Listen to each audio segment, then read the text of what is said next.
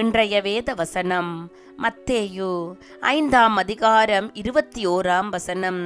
கொலை செய்யாதிருப்பாயாக என்பதும் கொலை செய்கிறவன் நியாய தீர்ப்புக்கு ஏதுவாய் இருப்பான் என்பதும் பூர்வத்தாருக்கு உரைக்கப்பட்டதென்று கேள்விப்பட்டிருக்கிறீர்கள்.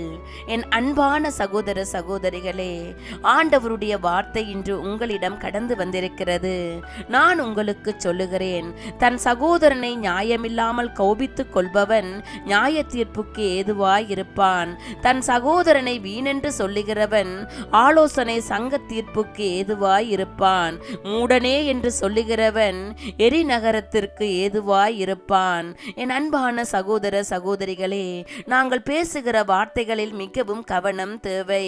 அதனால் தான் உபாகமம் 5:17 சொல்லப்படுகிறது, கொலை செய்யாதிருப்பாயாக. யாத்ராகமம் 20:13 சொல்லப்படுகிறது, கொலை செய்யாதிருப்பாயாக. நியாயமில்லாமல் கோபித்துக் கொள்வது கொலை செய்வது போன்ற குற்றமாகும்.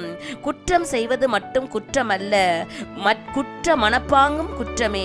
நியாயமான காரணங்களுக்காக கோபப்படலாம், ஆனால் கோபத்தை கட்டுப்பாட்டுக்குள் வைத்திருக்க வேண்டும். அதனால் தான் நாங்கள் வாயினால் பேசும் வார்த்தைகளில் கவனம் தேவை.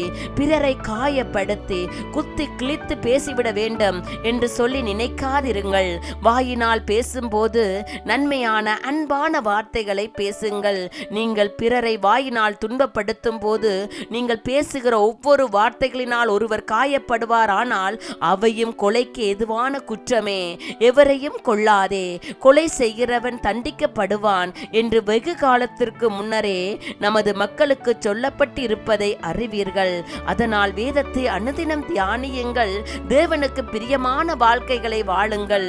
அப்படியாக நீங்கள் வாழும் போது தேவன் உங்களையும் உங்கள் குடும்பங்களையும் ஆசீர்வதிப்பார். அல்லேலூயா.